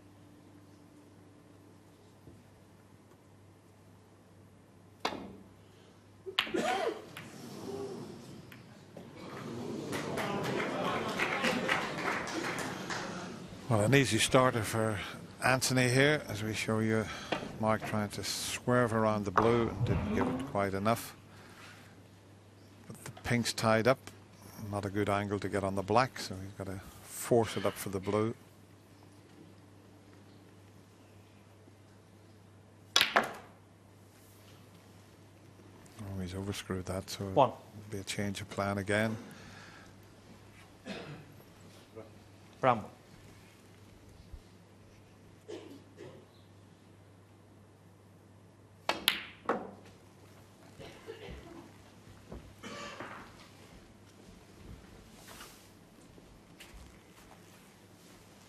Five. I'd love to get a nice angle in the blue here. Cue ball somewhere up around the yellow area. I would be able to stun the cue ball into the pack.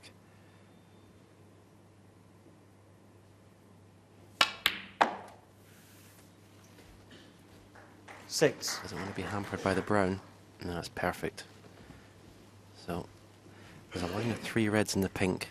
It goes into the middle of that with the pace. That's what Stephen mentioned there. Pop the blue and crash into the reds. Yeah, you could say crashed into the reds, and oh, how unlucky was that? How Anthony McGill, unfortunate 6. is that? Mark Selby 5. Well, big smiles all around, but that really was unlucky. Look what he did with the reds. Now watch this here. It was all, the plants weren't going in, and then all of a sudden he gets a double kiss.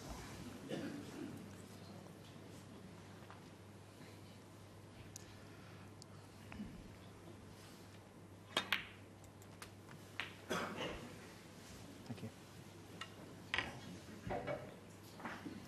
1.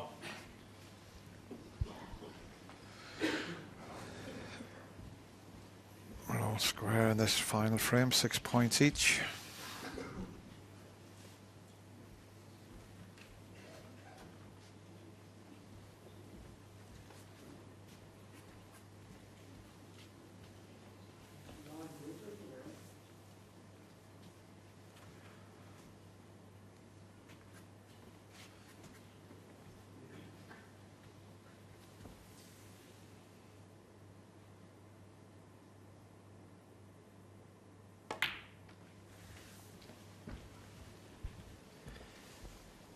Well, he's going to play a lot of important frames in the defence of his title. 6. This is certainly one of them.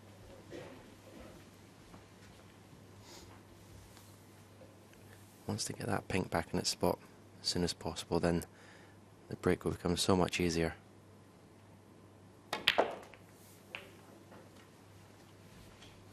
Seven.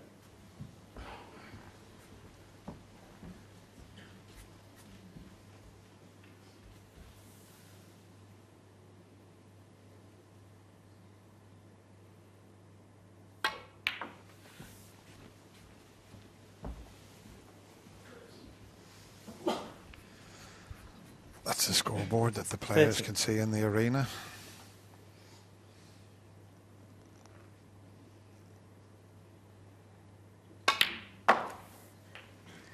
This is a terrific chance, but that's the annoying thing about this game.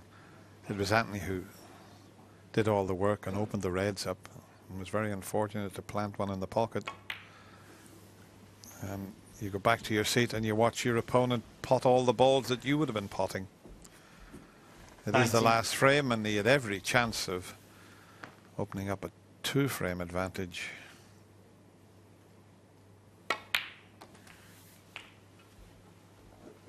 $20.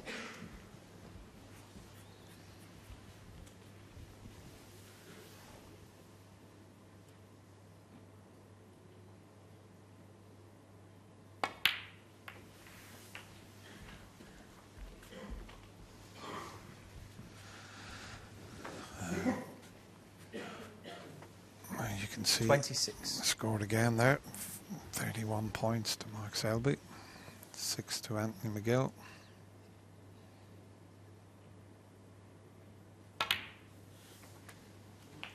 $27. And the perfect side of the blue again, so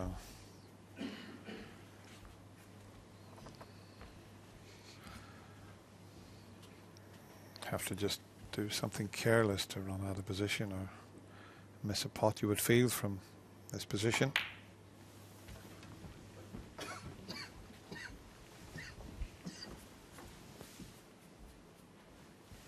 $32.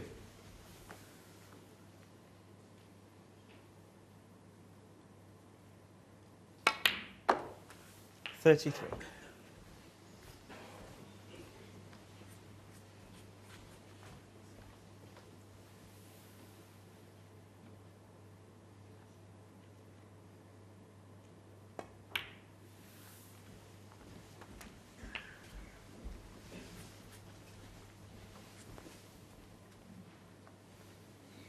$39.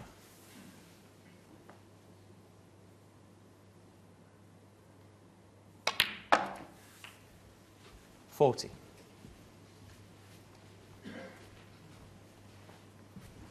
39 the difference now. So 3 easy reds available after the pink here.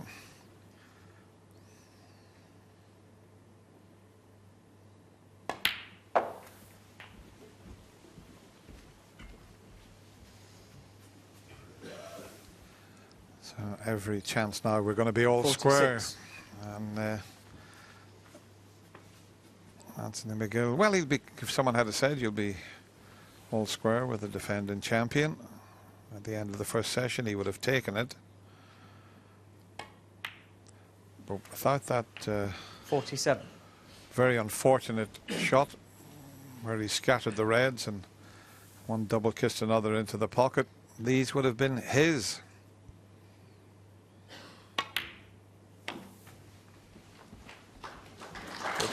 Gratefully accepted by Mark Selby. There's still a little smile there. 53. He's probably still thinking about that unlucky shot where he knocked the red in.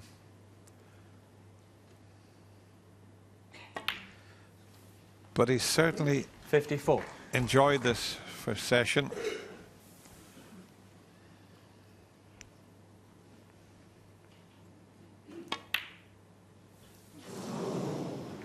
Hang on a minute. Mark Selby. 54. Hang on just a minute. 53 the difference. 51 on the table. Well, you would think it would be 4 each.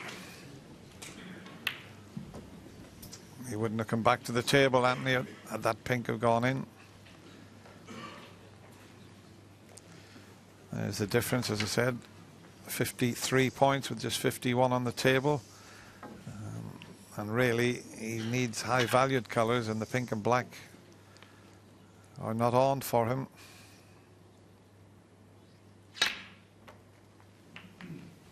Thank you. 1.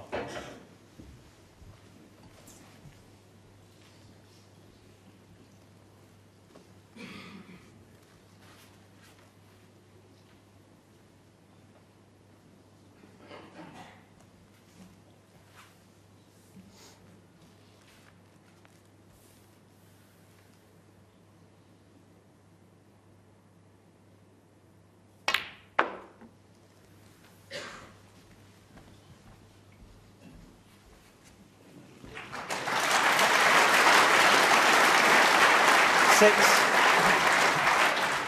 47 the difference with 43 on the table.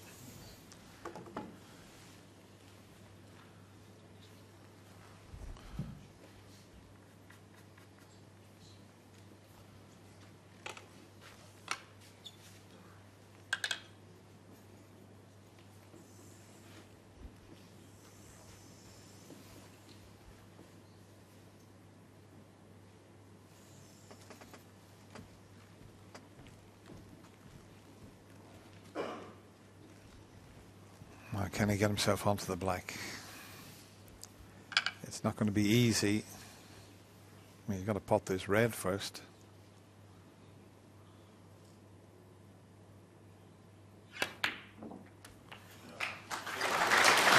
But if he can just drop the black in, he'll have a great chance of getting the snooker with the last red behind the black spot there. Now, if he just drops this in, he's not quite finished in this final frame.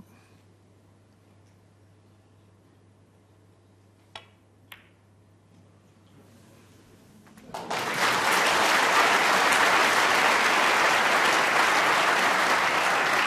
every chance now of getting a good snooker. 14. 39 the difference, 35 on, one snooker to tie. Can he get it tight in behind the black?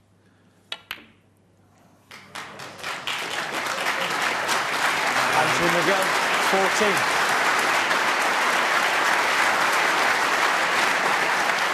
Well, he's got the snooker, but he didn't want the red there. There's the score, 39 the difference. Well, maybe he is close enough to the black to prevent Mark from swerving around it. And he's going to have to come off 2 cushions. He's pretty good at this type of shot, but he's going to have to be very precise with it. But he's very good on the angles, is Mark Selby.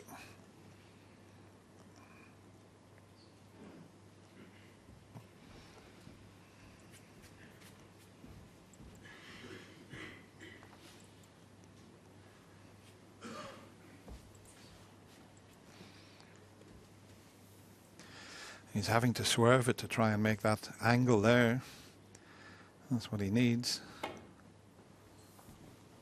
And has he gone direct to it? He's hit the yellow. Foul. And all of a sudden, if that Anthony McGill, bounces, 4. wow. If that white had to bounce a little bit further, he could have potted this red and got up for the black. Now there's no use potting the red. He might have to play this in such a way that he wobbles the red in the jaws of the pocket and sends it up the table and screws the white back along the cushion. Might not be a bad choice, that. Because he can tie at the moment, but he'd need a red and a black to do that. Now that's, if he can wobble that red in the jaws of the pocket and send it up the table without cannoning into the yellow, he could possibly get a snooker here, but he definitely doesn't want to pot this.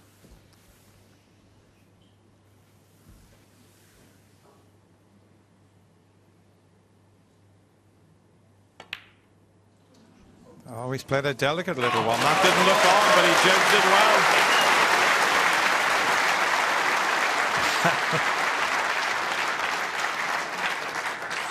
How he avoided the double kiss there. I mean, that was such a tough shot.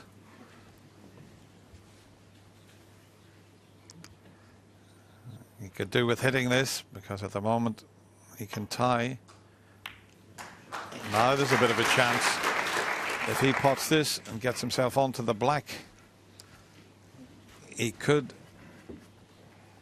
tie the scores and we could have a respotted black, but it's a tall order, but it's half a chance.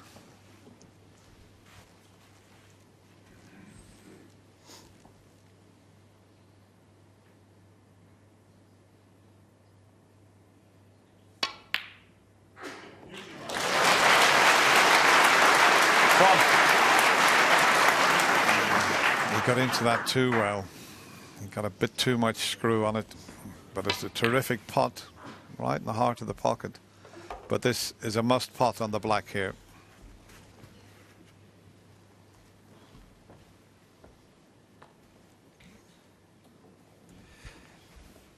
He's got down, he forgot about the pink there.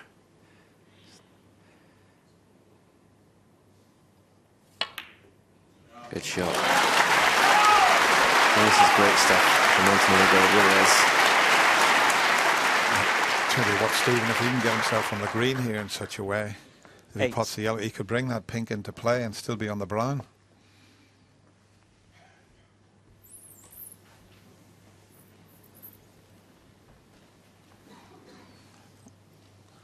Mark knows that there's a possibility, and Anthony's looked at that shot.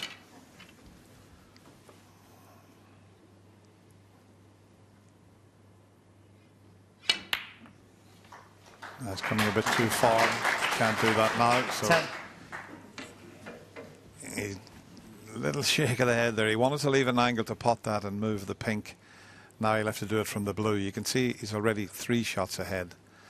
That's where he wants to put the white in a few shots time to get on the blue to then get to the difficult pink. 13. So 22 behind, 22 on the table. Possibility of a respotted black. And that's 7. just about, well, we're going to say it perfectly. He'll have to stun it now. Well, he's thinking about leaving the double.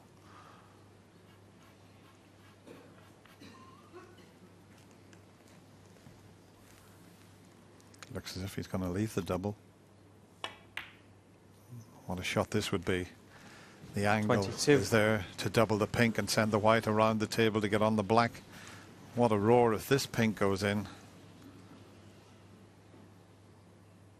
What a shot! What an absolute gem of a shot. 28. I tell you what.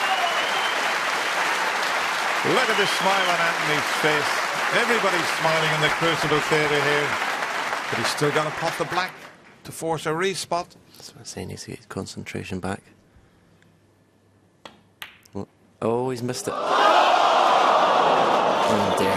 Yeah, you McGill, said that he needed to get his 28. concentration back after that unbelievable pink. And they're laughing away at the table, but the easiest of blacks for Mark Selby. He was very unlucky at the beginning of his frame, Anthony McGill.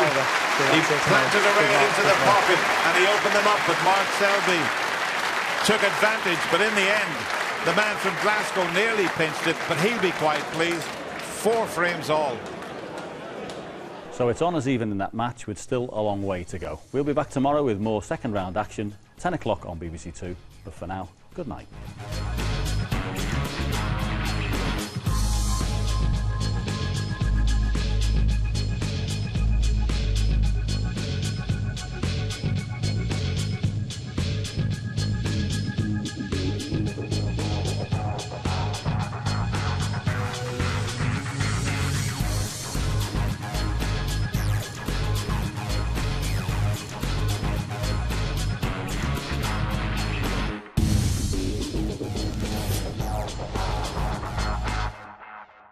Join me tomorrow for the Claire Balding Show. This week we have the greatest ever jump jockey, AP McCoy, double Olympic gold and world dressage champion Charlotte Dujardin, and Britain's most successful female